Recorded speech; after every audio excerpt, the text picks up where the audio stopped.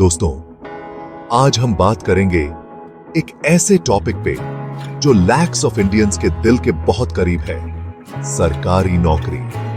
सरकारी नौकरी का सपना हर किसी की आंखों में होता है और संविदा कर्मचारियों के लिए यह सपना अब हकीकत बनने जा रहा है।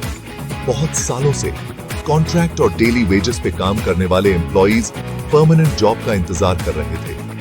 यह इंतजार उनके लिए एक लंबी और कठिन यात्रा रही है, लेकिन अब उनके लिए एक नई शुरुआत का समय आ गया है। अब उनका यह इंतजार खत्म होने का टाइम आ गया है। यह समय उनके जीवन में एक महत्वपूर्ण मोड़ लेकर आया है।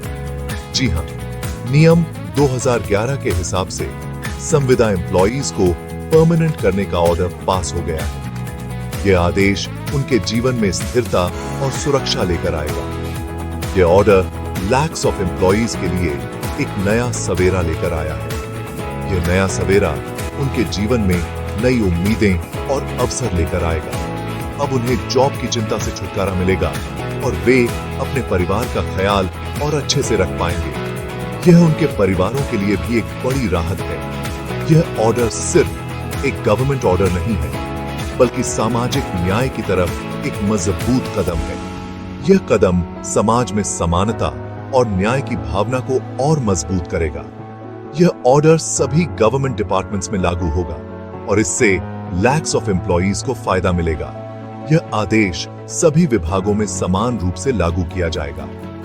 आइए जानते हैं इस नियम के बारे में डिटेल्स में। इस नियम के तहत क्या क्या प्रावधान हैं और यह कैसे लागू होगा, इसके बारे में विस्तार से जानेंगे। इंडिया में सरकारी नौकरी को हमेशा से ही सेफ्टी और रिस्पेक्ट का साइन माना जाता है। हर साल लैक्स ऑफ यंगस्टर्स सरकारी नौकरी पाने के लिए बहुत मेहनत करते हैं, लेकिन कई बार ऐसा होता है कि गवर्नमेंट अपनी जरूरतों को पूरा करने के लिए कॉन्ट्रैक्ट और डेली वेजेस पे एम्प्लॉइज को रखती है। ये एम्प्लॉइज गवर्नमेंट डिपार्टमेंट्स में काम तो करते हैं, लेकिन उन्हें परमानेंट एम्प्लॉइज की तरह सुविधाएं और सेफ्टी नहीं मिलती। नियम 2001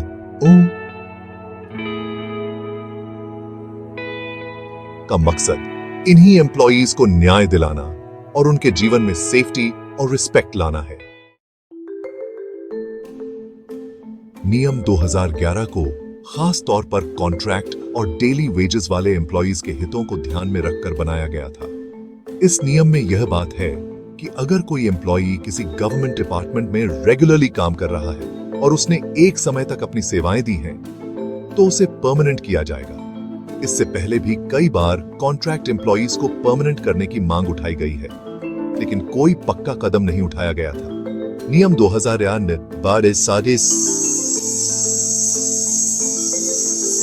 से पहली बार इस मामले में एक क्लियर पॉलिसी बनाई है और एम्प्लॉइज को आशा की किरण दिखाई है।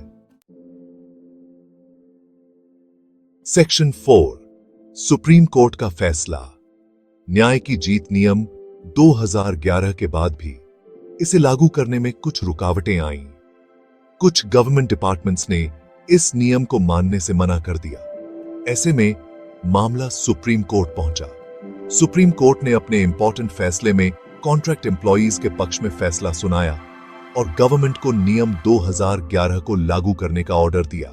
यह फैसला कॉन्ट्रैक्ट एम्प्लॉइज के लिए एक बड़ी जीत थी और इससे उनके राइट्स को मजबूती मिली।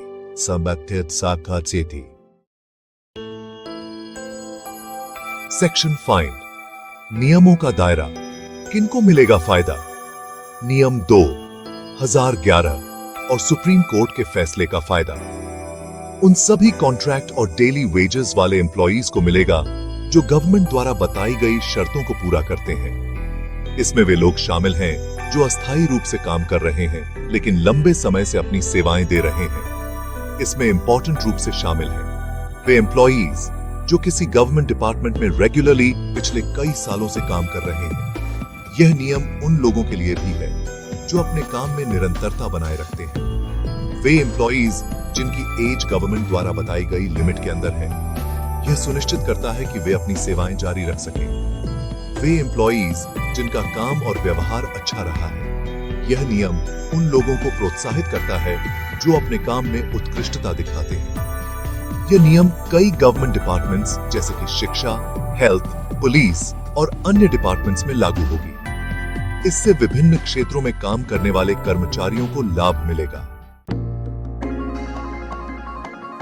सेक्शन 6 परमानेंट करने की प्रक्रिया, स्टेप बाय स्टेप, जिसमें हर चरण को विस्तार से समझाया जाएगा।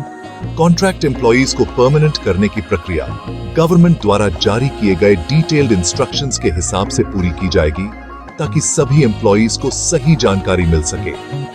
इस प्रक्रिया में शामिल होंगे कई महत्वपूर्ण चरण जो सभी एम्प्लॉइज के लिए अनिवार्य होंगे। सबसे पहले सभी योग्य एम्प्लॉइज से एप्लीकेशन मांगे जाएंगे ताकि उनकी एलिजिबिलिटी को वेरीफाई किया जा सके। 8 एप्लीकेशंस की जांच की जाएगी और योग्य कैंडिडेट्स की एक कॉम्प्रिहेंसिव लिस्ट तैयार की जाएगी जिससे कोई भी योग्य कैंडिडेट छूट न जाए।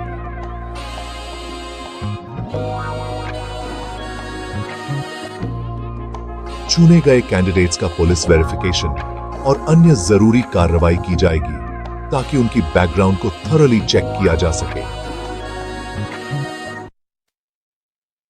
सभी जरूरी प्रक्रियाएं पूरी होने के बाद चुने गए कैंडिडेट्स को परमानेंट अपॉइंटमेंट लेटर दिए जाएंगे जिससे उनकी नौकरी स्थायी हो जाएगी। यह पूरी प्रक्रिया साफ और निष्पक्ष तरीके से पूरी की जाएगी ताकि किसी भी एम्प्लॉई के साथ भेदभाव न हो और सभी को समान अवसर मिल सके। सेक्शन 7 नया भविष्य, नई उम्मीदें। नियम 2011 और सुप्रीम कोर्ट के फैसले ने लैक्स ऑफ कॉन्ट्रैक्ट एम्प्लॉइज के जीवन में एक नई उम्मीद जगाई है। अब वे भी परमानेंट गवर्नमेंट एम्प्लॉई बन सकेंगे और उन्हें भी वही सभी सुविधाएं और सेफ्टी मिल सकेगी जो कि एक परमानेंट एम्प्लॉई को मिलती है।